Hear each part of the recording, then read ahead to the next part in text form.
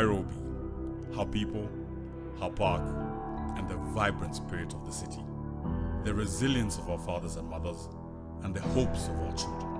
A city under the sun, and a people proud to belong. A place that owns a culture so unique its people identify by it. Nairobi, a beauty to behold. Just imagine a Nairobi truly under the sun, and a people truly fulfilled. Imagine a city that responds to the needs of its own. One where every citizen wants a chance at life and to better their tomorrow. No matter who you are and where you're from, Nairobi has an opportunity for you to thrive. But then again, hidden under this beauty is a loud young, a lack of dignity, a desire for order, and a burden of poverty. Such disparity between the aspirations of our people and the reality of daily life. For this to be addressed, this city needs a leader who understands its dynamics and has over time developed the skills to deliver such solutions. A leader who commits to making Nairobi a city of order, dignity, hope, and opportunity for all.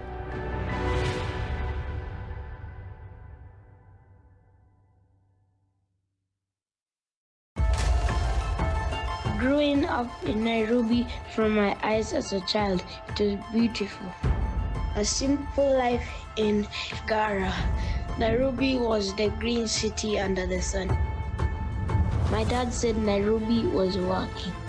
It was a place of opportunities. Life here was just beautiful.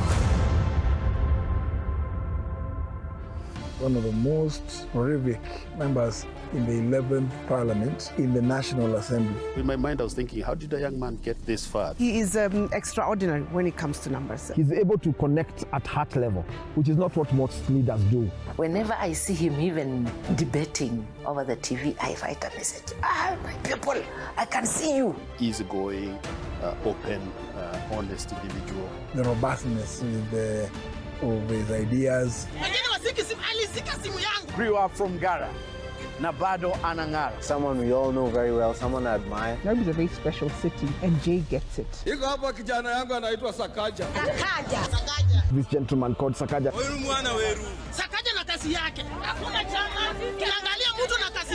Let us return hope to this country. Ile Saks amesema, yani Saks amesema sio.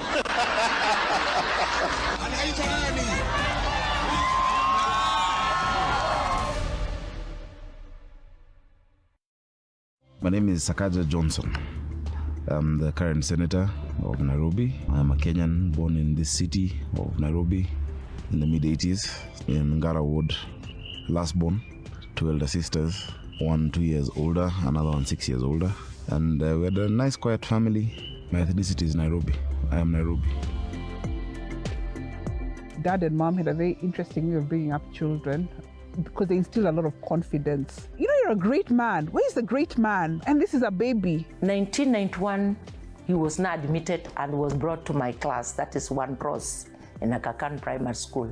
I prepared him in leadership qualities as a class teacher by giving him many responsibilities. In Standard 8, he wrote about polythene papers, which have been scrubbed off by Neema today. And it's a very good article. He was talking about the school standing up and shining. That's what he's talking about, Kenya standing up and shining today. There is enough in this country for everybody's need, but not enough for everybody's greed. It was during service with my church, AIC, where I met Johnson Sakaja. It was very easy to identify him because of his giftedness and talent and the kind of spirit that he had. We refer to him as a youth principal. And since then, up to date, we have never had that title again repeated. Therefore, as we have the opportunity, let us do good to all people, especially to those who belong to the family of believers.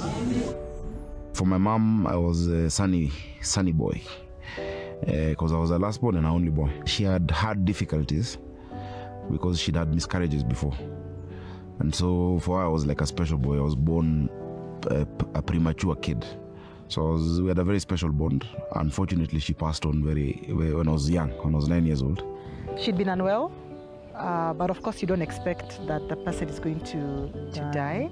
So that was difficult for all of us. She had called us to hospital. Well, she asked that we be called. She couldn't talk at that time. My sisters walked in first, and I walked in. She lit up, and she kept doing this. She kept doing this. I don't know what it meant. I'm sure it was not for Kenya. But she kept doing peace. And so I had to keep remembering everything. And yeah, a lot of those have held me on through. And because of that, I became very protective of my sisters. Things became really difficult. Especially financially. Yeah. A lot of the money went into her medical costs, and then she didn't make it. What that then meant was that even the house where we lived in, because that was a government house, we had to move out. We moved to Imara Daima.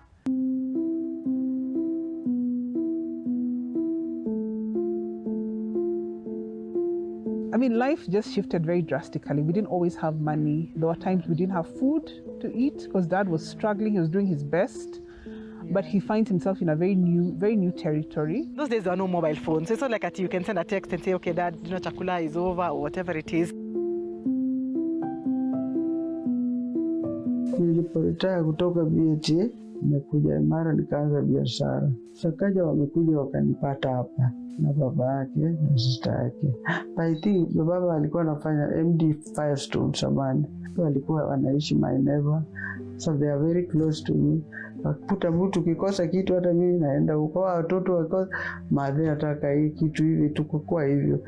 Most of the time wajua watoto kama sister yake wako anapenda chips. Babaka wewe tukaenda kwa madhe chukua chips kula. Alikuwa anawacha key hapa kwangu. Basi sister yake anaweza kuja achukue hapo. Ni mtoto mzuri, discipline, ana heshima.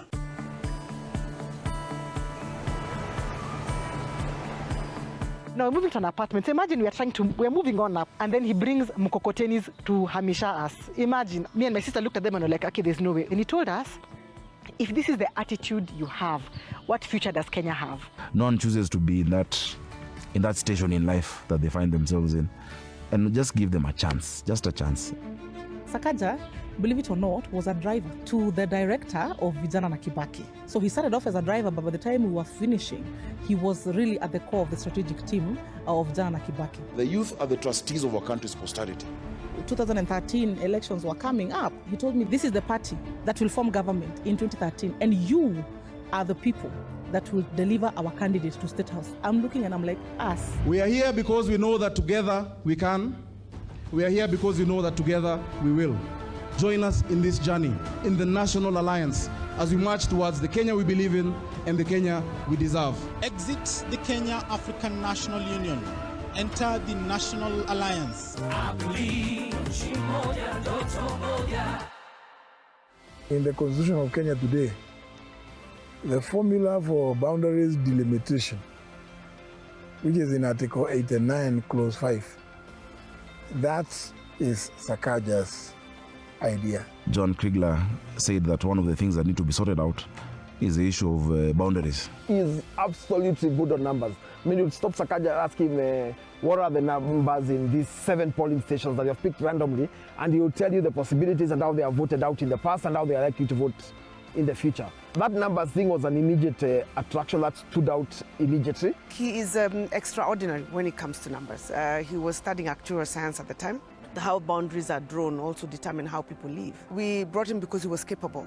And it was the consensus from everybody, including the people on all the debates, that Sakaja came across as a professional, as a person who knew what he was saying, and his explanation of the issues around the delimitation of boundaries and constituencies was among the best presentation we ever had. And so Professor Dole presents. I had seen his presentation. He presents the numbers.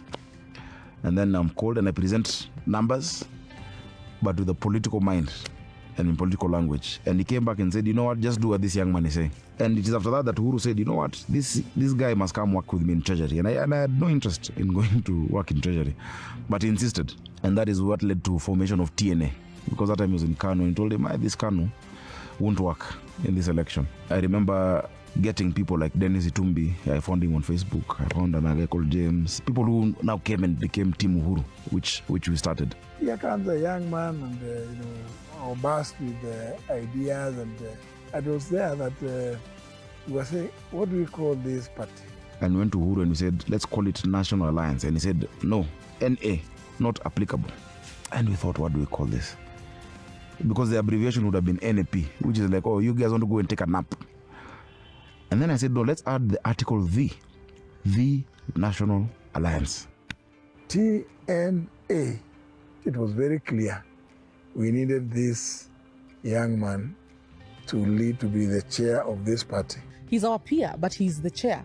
And actually, for some people in the team, they are much older than him.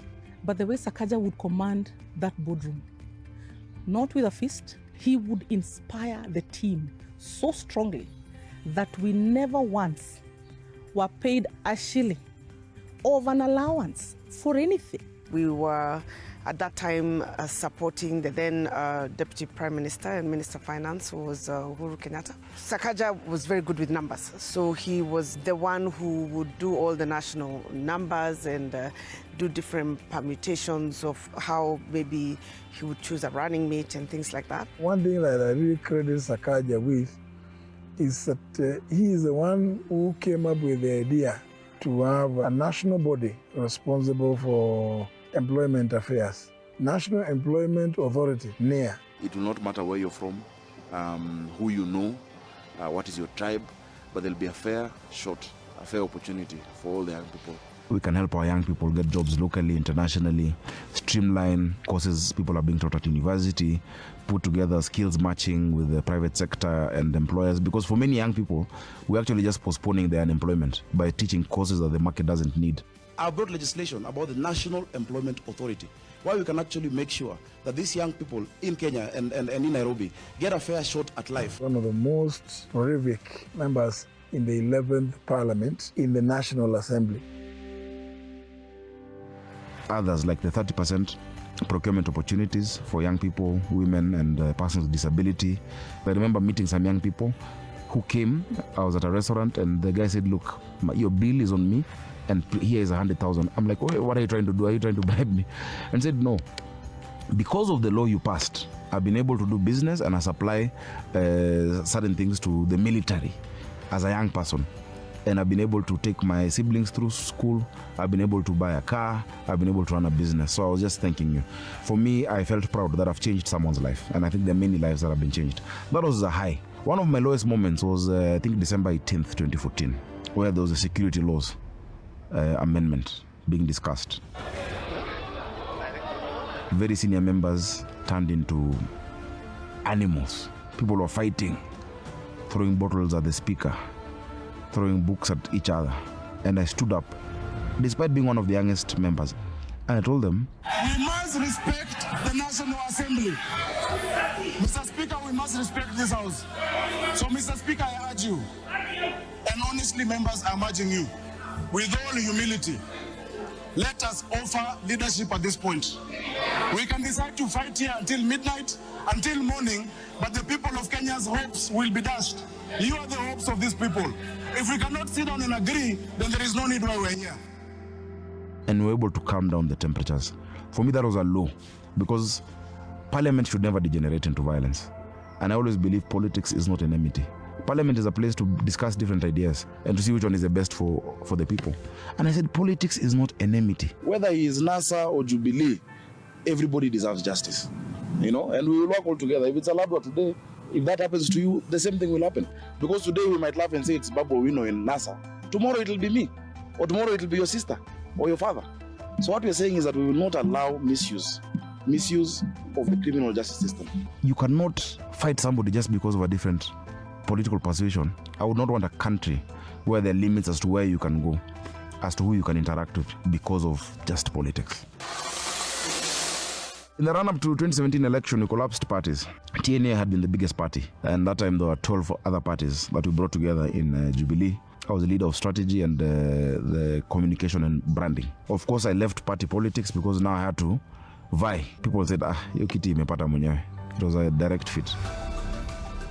The Senate is more deliberative. You get more time to discuss an issue because we're fewer.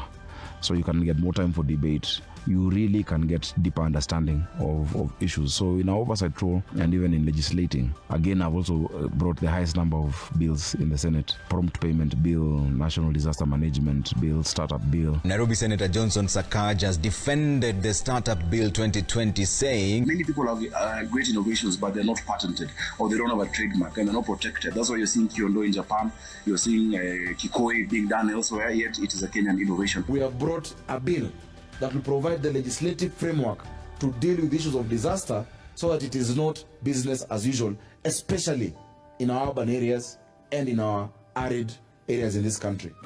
Being senator, you're at the front seat and you get to understand the intricacies and the challenges and the opportunities that the county government is facing while still interacting with the people. Of course, sometimes there are many expectations that are unrealistic because many people do not yet understand the difference between the role of the senator and that of the governor. He's very good in relationships. His mind is clear. He's a hard worker. He's young. He's focused. I know he will do a great job. There are situations that have brought tears.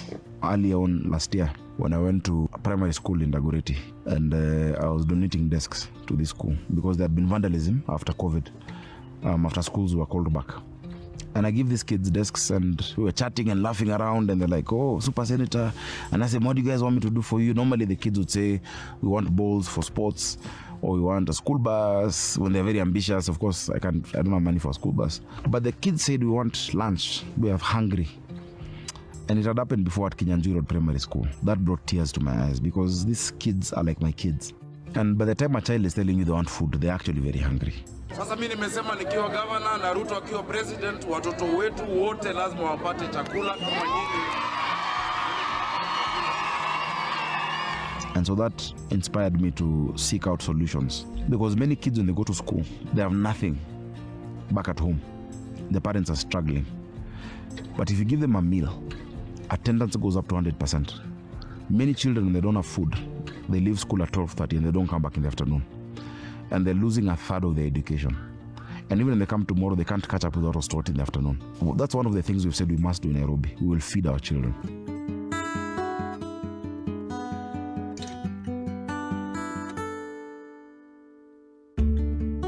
I used to play musical instruments. I used to play the bass guitar. I've been in a few bands actually. I loved music and I picked it up in school. I'd always wanted instruments, but I didn't have access. He owned a guitar. I don't know the make because I don't know about musical instruments, but he owned a guitar. Every time the campaign was going on a dive and everyone was stressed, he just held the guitar, put us on a round, and stringed the instrument like good poetry on a prose. And that guitar was the music of that campaign. We were both 2 times there, so we took turns staring. And we knew where the dog. You're kidding me? When the dealing's done. Oh my goodness! He loves his children. Yo, my name is Tangai Sakaja. And my name is JB Sakaja. Hey, and I'm Super Senator Sakaja. And we are the Sakajas. Seeks to be intentional, drops them. He loves them. That's one thing he says to us. We know that he loves his family. Hey, so we've got some ideas. For instance, try and keep some social distance. Wash your hands with soap and water. Check your temperature if it's getting hotter. I make effort to drop my kids to school every morning. I've made that a tradition because that is the guaranteed time I have. We have a tradition. We get to one of the petrol stations and the newspaper guy throws in the newspapers. And sometimes you find you're actually on the headline. And they ask you, what was this, Dad? And I like being the one to explain to them and them not hearing it from their teachers or banter with other kids. But they hear it from me. Whether it is a tough discussion, they'll always hear it from me first. It helps them with their schoolwork and their grammar, and they've been performing very well. My boys were #1 in a math contest globally just last year, and I was very proud. I tell them language is the mother of everything. Once you can express yourself well, it's easier for you to pass other exams, and it's what my dad taught me. Mr. Speaker, a country that is at war with its young people is a country that has no future. My people, homeless, thousands of them in Mukuru Kwanjenga. Yes, there were feeder roads being done, but they went on and demolished beyond the feeder roads. And you wonder, how do you help? How much mabati do you send? How much food do you send? We don't have oil and gold under our soil. Our greatest resource is above the ground. It's our people. Nobody can argue about him being competent. He's a capable and very competent, still young man, and he has a great future ahead of him. Leadership at the level of governor of a city like Nairobi requires a person with that level of sophistication of mind, but at the same time, able to go down to whatever level. And that's the way he is. Sometimes I tend to focus on what has not worked as opposed to what has worked. Honorable Sakaja is a very positive optimist. He looks always at the positive side of things and pushes through to ensure that things work and things go right. And that way I think it's an attitude that I think everybody should try and borrow, because it helps you keep positive, it helps you keep energized, it helps you feel that this is the person to be with. Nobody else can say that they understand devolution like Jay does. He wrote it. Decent person with good education, good grounding, and understanding of the issues in Nairobi. I remember Sakaja distinctly because of one always reminding me and us that the mission we are on is not about me. It's not about us.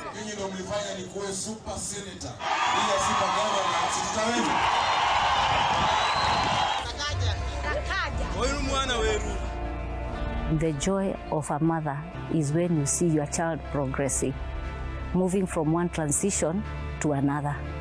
So he's giving a lot of joy to us as parents. Whenever I see him even debating over the TV, I write a message. My people, I can see you. I can see you. Keep it up. I always watch TV. I don't hear him being mentioned in corrupt places. I have a lot of hope for my children. A lot of hope because he's there. He's become a source of hope and inspiration for young people, even my boys at home. He's still focused because he knows at the end of the day, all will not be lost. Don't underestimate him, is what I would say, in terms of what Nairobi can become. Give him time. There are those who are skeptical and saying, oh, but there's cartels, oh, there were the councillors those days, oh, there's MCAs. And I tell them, you have a choice. I choose not to look at Nairobi in terms of what it has always been, but in terms of what it must be. I believe that we can have a city of order. I believe that we can have a city of dignity and a city that gives hope for all because of the opportunities that we create. We are looking to drive the city of Nairobi into an international financial and commerce center. And I know it has been said in the past that Nairobi should be and will be that center, but really there has not been very proactive actions taken to drive this. We've put together a manifesto that is primarily focused on the people of Nairobi, the citizens. What we have done over a series of months is listen to the people, so that our manifesto is primarily informed by the people from where they are, across the city, across all our 17 constituencies, across all the 85 wards, listening to them. County government yenye tutapigia kula, Mungu amsaidie, ashikilie wanabiashara wamama sana, kwa sababu tuko na jukumu kubwa sana kwa hii biashara. Hizi mtuba zimetutoa mbali, tumesomesha watoto na bado tunajua Mungu ataendelea kutusaidia. Kwa ukweli hapa Nyamakema tumekumbwa na shida mingi sana. Ya kwanza ni mambo ya license.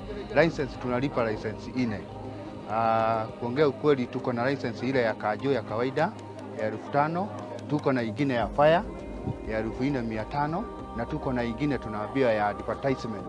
Na tena nikiweka any other advertisement pale nje bado tunalipa license. We summarize or sum up the aspirations of the people of Nairobi in the planks of order, dignity, hope, and opportunity. As it is, there is a complete lack of order in Nairobi. There's disarray. Ebu angalia kama hizi ni ma licenses. Kama ina inspection unalipa, this is 10,000. Unalipa tu inaenda hivyo. Business legislation hiyo bado unalipa. Unaweka hiyo ni do. liquor license application lazima ulipe thou sita, zinaenda tu hivyo na bado hujapata hiyo liquor license.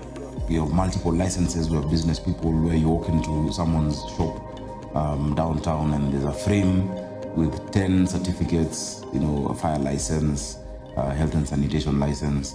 And today one person comes to check this one out. Tomorrow they come and ask you, where's your fire one? When you look at service delivery that is provided by the county government, we expect that we will radically change the licensing regime to be able to have a friendly environment where it's easy to get licensed to do business. It is easy to actually acquire the relevant approvals to do business in Nairobi County. And when we do that, investors will find it easy to place their capital here. Owners of capital will find it easy to come into Nairobi and that be the base of their capital. And in so doing, we'll also create employment. And with employment, we'll be able to create sufficient revenue to create further improvements in the performance of the city. This city requires order, but everybody knows these are the rules and this is what we abide by. Whether they're popular or not, but these are the rules of our city. And everybody plays by those games. There is lack of order when officers from the county government arrest people at will and come without identification to harass our people. We must look at our people with dignified lenses, that these are our customers. These are citizens of Nairobi. They must be respected. There is no dignity when our traders have to look behind their shoulders every day to see whether there's a kanjo officer who intends to arrest them and bundle them up in tetanus-filled contraptions. Niko na jamaa hapa, rafiki yangu anaitwa Njoroge Muchiri. Munamuona vizuri? Huyu amekuwa CEO wa Absa Bank, Barclays Bank, NIC, miaka 20, amefanya kazi sijui dunia mzima. Anajua mambo ya pesa na mambo ya biashara. Huyu atakuwa deputy governor wa Nairobi mkinichagua. What we'd like to do is when you take over leadership in the city this August, we will be looking at supporting all levels of business across the city. The first and foremost from our manifesto is the bottom-up approach we are doing to business, and we are saying we shall avail capital to the lowest level of investors and business person in the city. Nafanya kazi huku jua kali. Mimi ni kama fundi. Huku shida tuko nayo sana huku, malipo iko chini. Material unapata na bei ya juu sana, sijui serikali watatusaidia aje. We believe that Nairobi must work and Nairobi can work. Our greatest resource is above the ground. Our greatest resource is not below the ground. We don't have minerals, we don't have oil, we don't have gold, but we have people who are resilient. We have a huge workforce. We have young people with the energy, innovation, and ideas. And so we want to make this a business-focused or enterprise-focused city, where if you have an idea, if you have a business idea, if you have a thought, if you have an enterprise, that you know this is the place to be and you can thrive, so that Nairobi can truly become Africa's economic and financial hub. Mimi naomba sana hii county government yenye inakuja iangalie vitu kama hizi, kwa sababu sasa hii hapa hii kofia moja watu 4 wamekula kwa hii kofia moja, na hii county government inakuja ikiweza kuangalia vitu kama hizo, inaangalia tu hiyo chain, yani nani hao wanasaidika, itakuwa poa sana kwa sima youth na mampango zote zetu tuko nazo. Jua hakuna kitu yenye hatuwezi kufanya.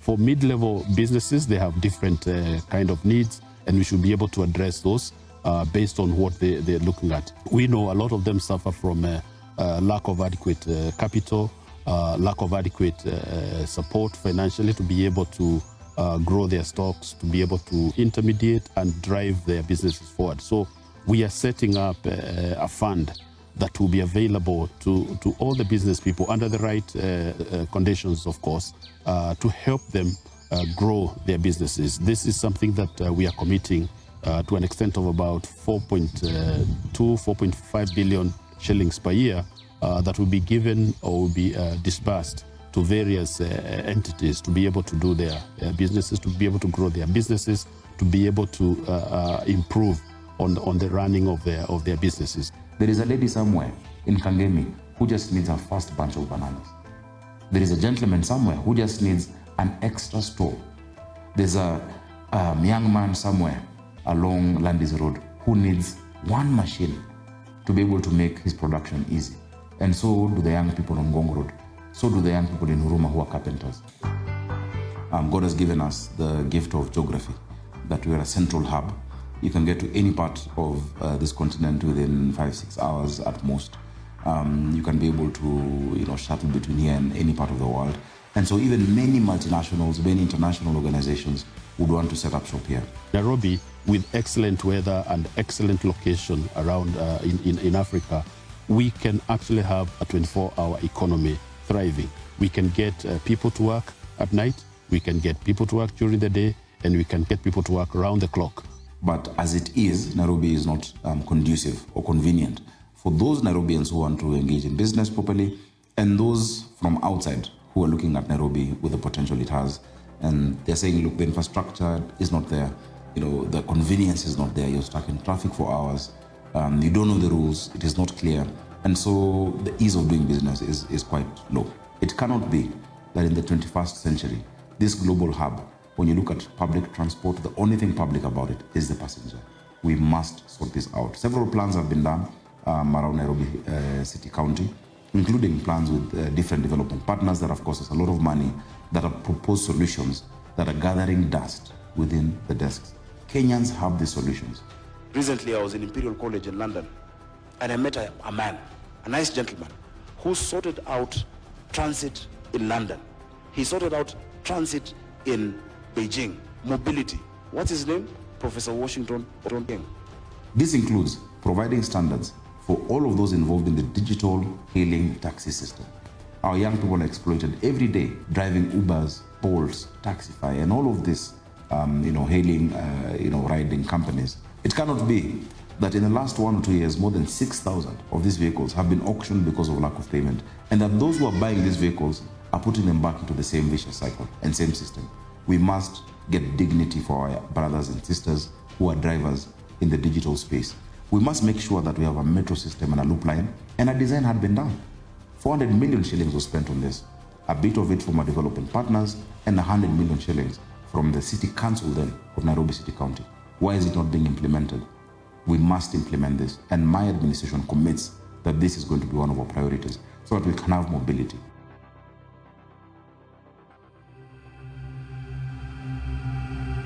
Year in, year out, the headlines read the same.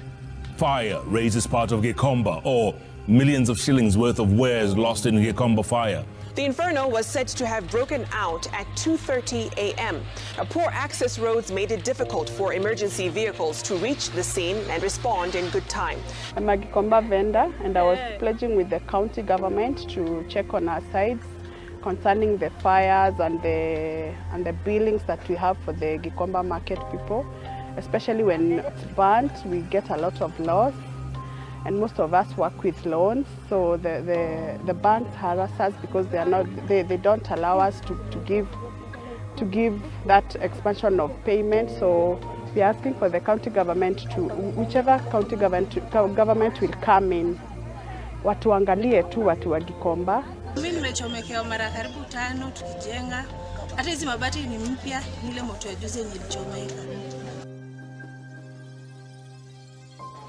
Nafanyia kazi hapa Mudhurwa Market, nafanya hii kazi ya mboga, nauza nyanya, na hii soko yetu ya Mudhurwa tuko na masinda mingi sana, tunapitia, unaona kama juu ni makaratasi iko huku juu, hatuna shedi mzuri, tunanyesewa saa yote, na biashara tena iko chini sana.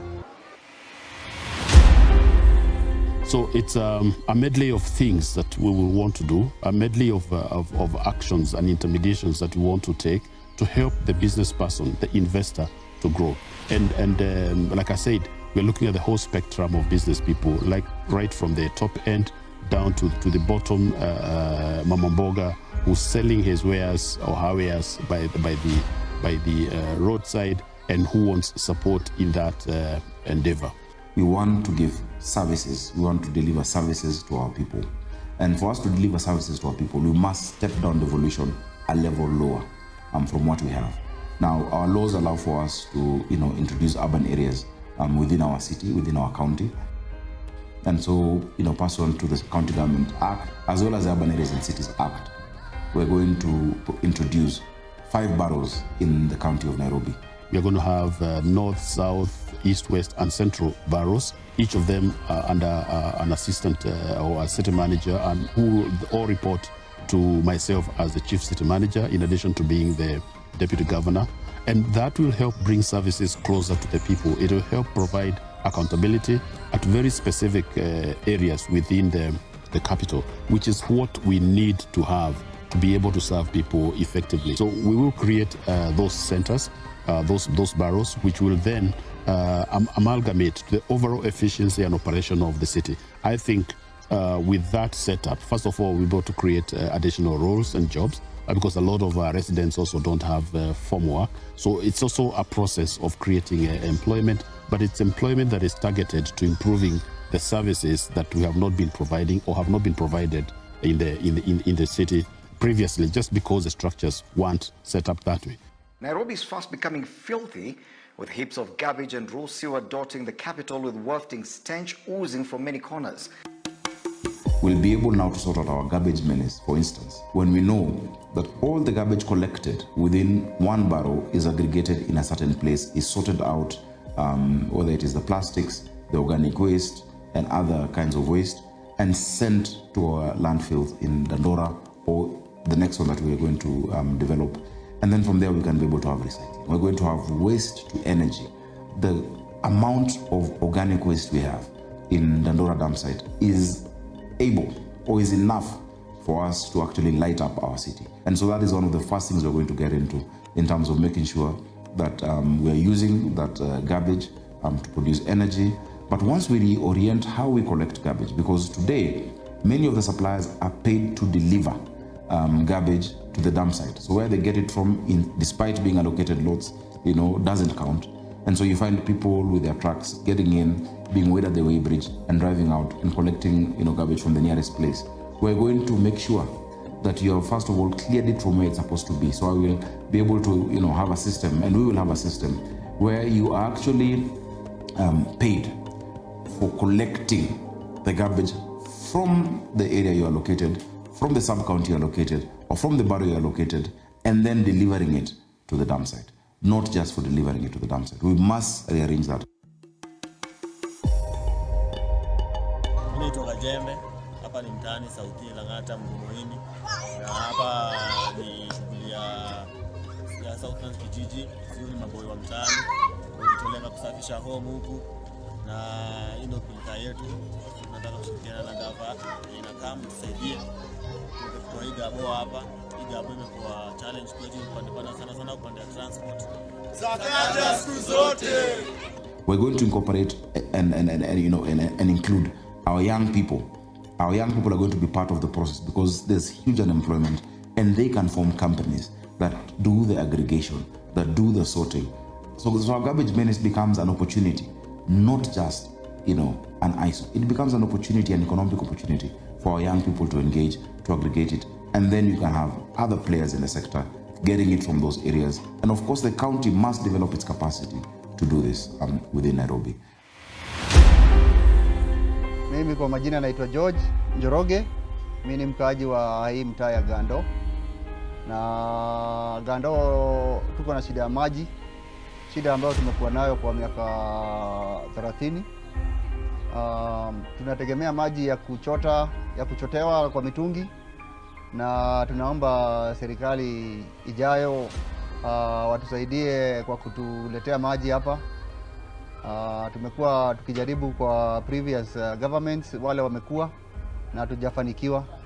So tunaomba sana, sababu already kuna structures infrastructure iko laid, pipes zimewekwa, lakini maji hatupati. So wale wanakuja watuangalie sana, sababu maji hapa vile nimesema ni ya mitungi, na in this day and age hapa Nairobi imefika wakati ya kupoteza mitungi. Sasa tupate maji manyumbani. Water is a huge problem in our city.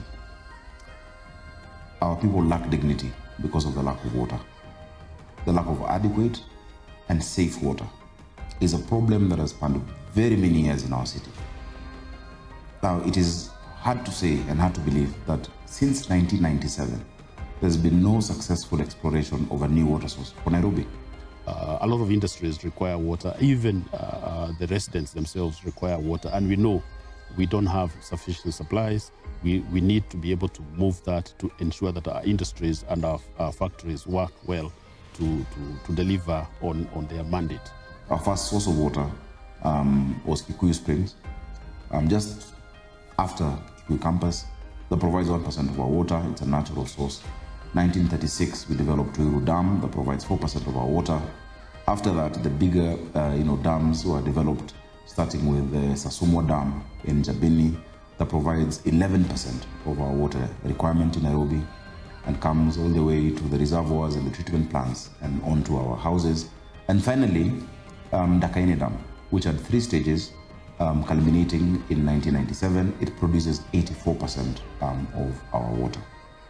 Now, all of that combined, because for us to sort out the water problem, we must first address the quantity. The second thing we must address is the distribution. And the third thing we must address is the governance. Now, on the quantity of water, all of these water sources collectively provide 525 million liters of water a day to the people of Nairobi. As we speak, the current demand for water is 850 million liters of water a day. Fortunately, there is a development of the Northern Collector Tunnel from Maragua and such rivers in Murang'a County that of course will serve Nairobi as well as other towns outside Nairobi, both in Kiambu and Murang'a, that then will be able to provide another 140 million liters of water to plug the deficit. This will be completed by the end of 2023, where we'll have at least sorted out 85% of our water shortage in the city. It cannot be that those in the lowest income areas of our county are paying more than 50 times more for water than those who receive piped water from the county government. That is not dignity. We must restore that dignity. So it's really a health crisis at public health facilities right here in Nairobi, as hundreds of patients remain stranded with no services rendered in the 19 county hospitals. A great area of interest for us is healthcare. We need a healthy city. We need a city where our populace can focus on the productivity and not on ailments. We need a city where we do not lose children to preventable diseases. We need a city where our old people do not suffer and lose their hard-earned investments over the years because of one medical bill. Many of our families, from whatever classes, are just one sickness away from impoverishment. Now, out of the 681 facilities in Nairobi, only 115 are public facilities. We have a shortage of doctors and nurses and critical care specialists in many of our hospitals. We'll make sure that we have the appropriate staffing that is required. We shall implement the collective bargaining agreements that have been entered into between our health workers, who strive day in and day out, day and night, to serve the people of our city. The third thing that we must address is the supply of pharma and non-pharma inputs in our hospitals. We'll make sure that, number one, we can access affordable drugs. And I'm grateful that the monopoly that has been existing with KEMSA has been lifted and is going to be lifted within the national manifesto that we have, that counties can access drugs at a cheaper rate. Studies have been done to show that if counties went directly to many of these suppliers, we can get these drugs at a cheaper rate. Sports and the creative economy is indeed a new frontier for economic growth. Globally, the sports industry is estimated to be worth $700 billion. Mimi coach wa Kayole United na pia niko na organization yangu inaitwa Reformers Sports and Community Services. Basically, Reformers inatumia sports to change, to transform my lives of my youth, both on and off the pitch.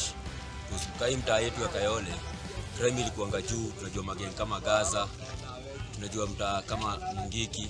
So basically sisi touch baada ya mimi personally kulose mabeste wangu wengi wale nilisoma nao, na pia wale watu nilikuwa na coach, nikaona wana grow wakifika age ya 15, wanaacha ball, wanaingilia crime.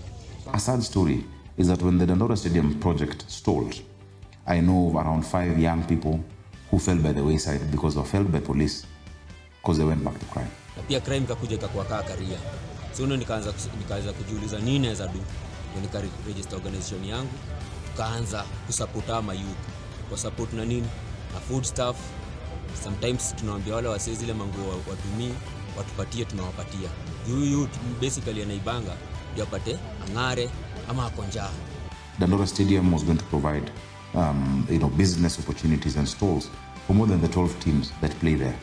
Fortunately, as Senator, I revived this project, and I am hoping that sooner rather than later, I'm going to launch it as a completed stadium as Governor of Nairobi. Other areas that we're going to develop include the City Stadium. It is in a derelict situation as we speak. We'll revive it and rename it the Joe Kadenge Stadium. We're also going to improve on Kimbwini grounds. We're going to develop Woodley grounds, Umeme grounds, where Kothbiro, a cultural activity and a sporting festival that Nairobians love since the late 70s, is played in Ziwani. We're going to make sure that our fields in all our sub-counties are improved.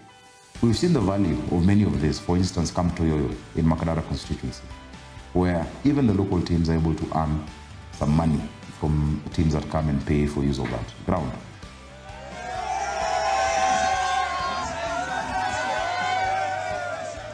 And the creative economy is estimated to be around $989 billion US dollars by 2023, and projected to actually be 10% of GDP by 2030.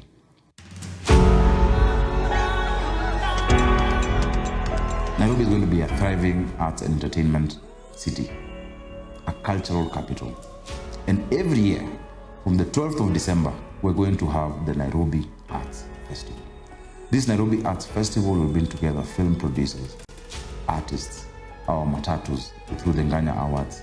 It's going to bring together people with culinary skills to come and cook, and we'll close off streets in town for us to have a week-long carnival to celebrate the beauty and diversity of our city. This is a sector that has the capacity of employing very many of our young people. In Nigeria, for instance, the creative sector through Nollywood and through the music industry is the second highest employer after agriculture. Yet this is an oil-producing country. So imagine the potential. In addition, in Nairobi City County, we will push the national government by showing them the economic indicators to have a 60% quota for local content on TV and on radio. We can't have our young people waking up and thinking that all the talent comes from Mexico when they watch Alejandro and Nigerian movies. We want our young people to produce. We want to work with the private sector. We want to work with all the CBOs and NGOs, because Nairobi does not belong to one person. Nairobi does not belong to a few leaders. Nairobi belongs to all of us. This inclusivity for me is key, and is a commitment that we together can make Nairobi work. And we together shall make Nairobi work. Not just Sakaja, not just Muchiri, not just the MCAs, not just the MPs, but the 5 million residents of Nairobi taking ownership of this city. It is up to us. Many may be skeptical that all these commitments sound good and cannot be done. But we choose to remain unapologetically optimistic without being recklessly naive. Over the years, we've been able to build resilience and the skills in different sectors to understand what can work and what cannot work. And together with you, we can make it happen. We have no choice. I've been able to learn at the feet of greats. I've been able to hone political skills to understand that the first work of a leader is to define reality, and the last is to say thank you. In between, the leader is a servant. And because of those skills, I believe we have what it takes to make Nairobi work. Because this city needs a visionary leader at the top who can say and cast a vision of the people, a shared vision of where this city needs to be, who can consistently motivate his people towards that vision. And that leader needs someone working hand in hand with him with proper, solid experience of handling systems, with experience in the corporate sector, or experience that is different from that of political leadership, who is resilient, who will stick to his job, and who will partner with me and with you to make Nairobi work. On a deputy with a long experience in the corporate sector, who has established systems in difficult markets around the world and is ready to take upon this challenge of setting up systems and working with me and with you in making Nairobi work. We really must look at Nairobi with fresh eyes. We must look at Nairobi with hope, and we must not falter in our hope of, granting to our children a better legacy than what we have received, a better city than what we have found. And it's going to be work. It's going to be hard work. But together with the people of Nairobi, this is something that we can be able to achieve. Until no father has to give up his son to a life of crime or his daughter to a life of prostitution. Until no doctor is unable to access the equipment they require to treat our citizens or to give life-saving interventions. Until no young person, no child has to drop out of school because of a lack of food or a lack of school fees. Until no one is unable to pursue their dream in the city. I think we must keep yearning for it. We must keep gunning towards that Nairobi that we all believe that we deserve. The people of Nairobi have excelled in various fields. The people of Nairobi have made us proud across the world. I see a better tomorrow. I see a future of a thriving capital, the economic and financial hub of our continent, a city of order, a city of dignity, a city of hope and opportunities.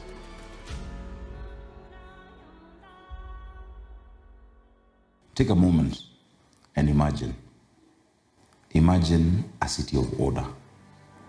Imagine a city where all the rules are clear and everybody abides by them. Imagine a city of dignity, that every citizen feels like they own part of the city, that there is no second-class citizen. Imagine a city where any idea or any opportunity has a chance to thrive. Imagine a city where no doctor has to lose the life of a patient because of the lack of equipment. Imagine a working Nairobi. How does it look like to you? Imagine a capital where you can walk at night, where there's a 24-hour economy, a capital that is clean, that is bright, with lights. Imagine a city that should be proud to invite anyone from anywhere in the world. Imagine a capital and a county where every child born has an equal shot at life, an opportunity for a better tomorrow. Now, stop imagining. Join us on the 9th of August to cast your vote for this day that will surely make Nairobi work. Thank you.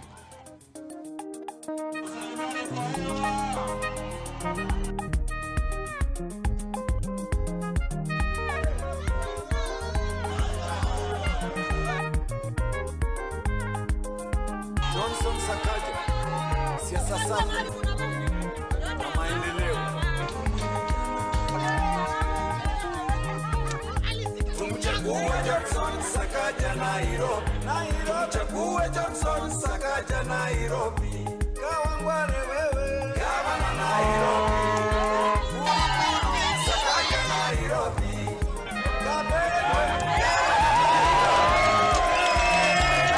Sakaja Nairobi.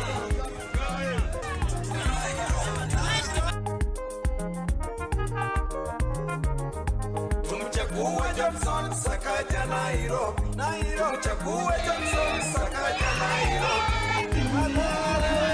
Gavana Nairobi.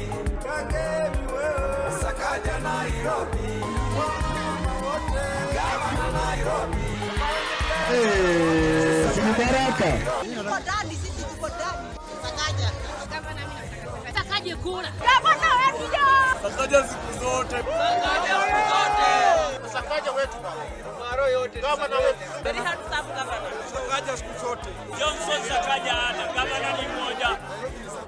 Sakaja ndio tunataka. Kura kwa Sakaja. Pia Sakaja. Sakaja. Sakaja. Sakaja siku zote. Gavana Nairobi. Mkuru kwa Njenga. Sakaja Nairobi. Mkuru kwa Ruben. Gavana Nairobi. Kenya yote. Sakaja Nairobi.